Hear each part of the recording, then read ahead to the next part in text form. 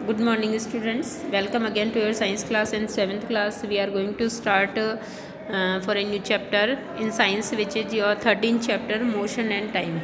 And we have already learnt about the motions type or what is motion in the our previous class. So let's see what is the motion.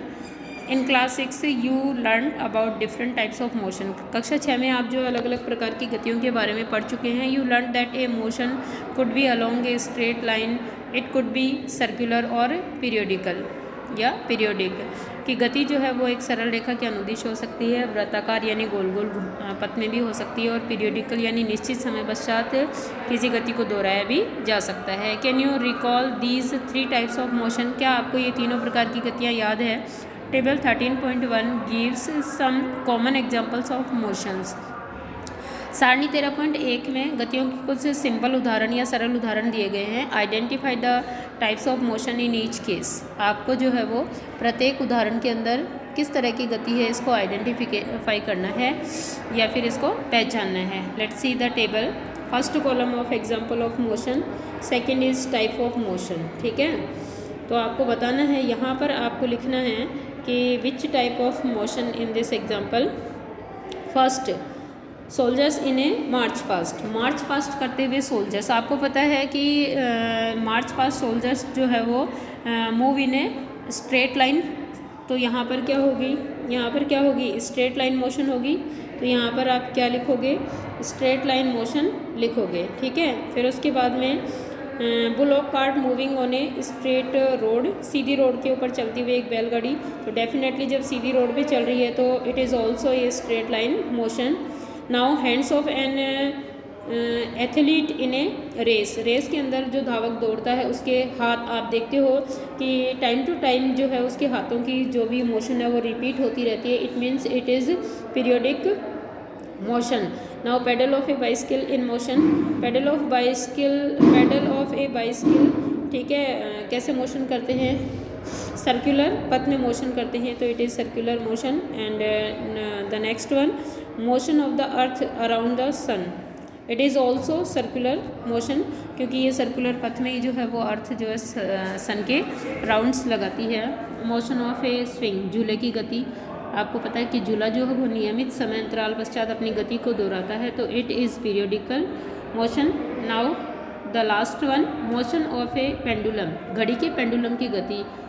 देखिए, the motion of pendulum is also periodical motion, क्योंकि it is repeat after some time, और it is repeat, we can say that it is repeat after a fix time.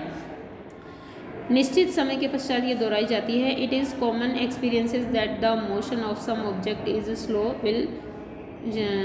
Will that of some there is fast. देखिए, ये एक साधारण उदाहरण आपको दिए गए थे जिसमें कुछ वस्तुएं जो है वो तेज गति करती है और कुछ धीरे गति करती है। तो व्हाट इज़ स्लो और फास्ट देखेंगे हम।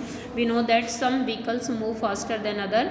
हम जानते हैं कि कुछ जो साधन हैं या व्हीकल्स हैं, वाहन हैं, वो दूसरों की अपेक्षा तेज़ चलते हैं जबकि कुछ धीरे चलते हैं। Even the same vehicle may move faster और स्लोअर एट डिफरेंट टाइम्स। जबकि एक ही व्हीकल हम कह सकते हैं कि अलग अलग समय पर कभी तेज़ और कभी धीरे चलता है। Make a list of 10 objects moving along a straight पथ। आपको ऐसे 10 ऑब्जेक्ट या 10 वस्तुओं की लिस्ट बनानी है जो एक सरल पथ पर एक साथ गति कर रहे हैं। Group the motion of these objects as slow and fast. और आपको इनको ऐसे ग्रुप में बांटना कि कौन से व्हीकल स्लो चल रहे हैं और कौन से जो है फास्ट चल रहे हैं। How did you decide which object is moving slow and which one is moving fast? आप ये कैसे डिसाइड करेंगे कि कौन सा जो ऑब्जेक्ट है वो स्लो चल रहा है और कौन सा जो है वो फास्ट चल रहा है? If vehicle are moving on a road in the same direction, ठीक है, यदि वाहन जो है वो रोड के ऊपर एक ही दिशा में गति कर रहे हैं, we can easily tell which one of them is moving faster than the other. तो हम ये आसानी से पता लगा लेंगे कि इनमें से कौन सा तेज चल रहा है और कौन सा धीरे चल रहा है। Let us look at the motion of vehicles moving on a road. तो चलिए जो है वो एक रोड के ऊपर व्हीकल्स को चलते हुए देखते हैं हम लोग। Now activity 13.1, look at figure 13.1। चित्र 13.1 को देखिए। It shows the position of some vehicles moving on a road in the same direction at some instant of time. देखिए, चित्र 13.1 के अंदर कुछ व्हीकल्स दिखाए गए हैं जो एक ही टाइम पर जो है वो एक स्ट्रेट पथ में एक रोड के ऊपर गति कर रहे हैं। नाउ लुक एट फिगर 13.2 और चित्र 13.2 को देखिए। It shows that position of the same vehicles after some time. और ये जो है ये चित्र जो है 13.2 ये इन्हीं व्हीकल्स की गति को कुछ समय पश्चात दर्शाता है। फ्रॉम योर ऑब्जर्वेशन आपके प्रेक्षणों के द्वारा ऑफ द टू फिगर्स दोनों चित्रों के माध्यम से आंसर द फॉलोइंग क्वेश्चंस। नीचे दिए गए प्रश्नों के आपको उत्तर देने हैं। Which vehicle is moving the fastest of all. कौन सा व्हीकल जो है वो सबसे तीव्र गति से या तेज गति से चल रहा है। विच one of them is moving the slowest of all. और इनमें से सबसे धीरे कौन सा चल रहा है। The distance moved by object in a given interval of time can help us to decide which one is faster और स्लोअर। देखिए the distance moved by object in a given interval. अगर एक समय अंतराल में एक निश्चित समय अंतराल में हम लोग वस्तु द्वारा तय की गई दूरी को ज्ञात कर लें तो ये हमें मदद कर सकती है ये जानने में कि कौन सा व्हीकल फास्ट चल रहा है और कौन सा धीरे चल रहा है। फॉर एग्जांपल जैसे imagine that you have gone to see off your friend at the bus stand. जैसे उदाहरण ले लीजिए कि आप अपने फ्रेंड को बस स्टैंड छोड़ने गए हैं। Suppose you start pedalling your bicycle at the same time as the bus begins to move. देखिए जैसे ही बस ने चलना स्टार्ट किया इमेजिनेशन आपने भी साइकिल के पेडल मारना शुरू कर दिया। The distance covered bye you after 5 minutes would be much smaller than that covered by the bus. और 5 मिनट बाद आपके द्वारा साइकिल से तय की गई दूरी यदि बस द्वारा तय की गई दूरी से बहुत कम है।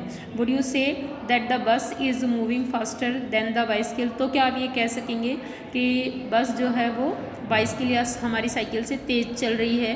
We often see that the faster vehicles has a higher speed. हम लोग लगभग ये कहते हैं या हमेशा कहते हैं कि फास्ट चलने वाले व्हीकल जो है वो उनकी चाल या स्पीड या गति अधिक होती है। इन्हें 100 मीटर रेस 100 मीटर दौड़ के अंदर it is easy to decide whose speed is the highest. हम लोगों को ये तय करने में आसानी रहती है कि किसकी गति जो है वो ज़्यादा है। क्यों। By one who takes shortest time to cover the distance of 100 metre has the highest speed. क्योंकि इस 100 मीटर रेस को तय करने में जो सबसे कम समय लगाएगा वही सबसे तेज़ गति से चल रहा होगा। Now see the some vehicles on the road at the same time and after some time the same vehicles motion shows the figure 13.2। देखा आपने। नाउ हमने देखा कि 100 मीटर रेस के अंदर कैसे हम लोगों ने पता किया कि कौन सबसे फास्ट गति से चल रहा है। जो सबसे पहले इस डिस्टेंस को तय करेगा कम टाइम में वही सबसे फास्ट गति से चल रहा है। Now speed often see 100 metre easy to Z. Speed what is speed यानी चाल क्या है। देखिए you are probably familiar with the word speed. आप जो है वो चाल शब्द से काफ़ी परिचित हैं। In the examples given above a higher speed seems to indicate that a given distance has been covered in a short time. देखिए ऊपर दिए एग्जाम्पल्स में in the examples given above जो ऊपर दिए गए हैं ए हायर स्पीड सिम्स सबसे तीव्र गति से चाल या सबसे तीव्र जो स्पीड है वो क्या दिखाती है क्या बतलाती है हमें। टू इंडिकेट वो ये सूचित करती है दैट ए गिवन डिस्टेंस के दी गई जो दूरी है वो has been covered in a shorter time बहुत कम समय में तय की गई है। और a large distance covered in a given time या इसको हम लोग we can say the other type of this statement that a larger distance के एक लंबी दूरी जो है वो covered in a given time के दिए गए समय में तय की गई है। The most convenient way to find out which of the two or more objects is moving faster is to compare the distance moved by them in a unit time। है ना। अगर सबसे आसान तरीका दो व्हीकल्स हैं या दो वस्तुएं हैं उनकी चाल में कौन तेज़ चल रहा है यानी जो मूविंग फास्टर कौन दोनों में से कौन तेज़ चल रहा है ये पता करने का क्या है।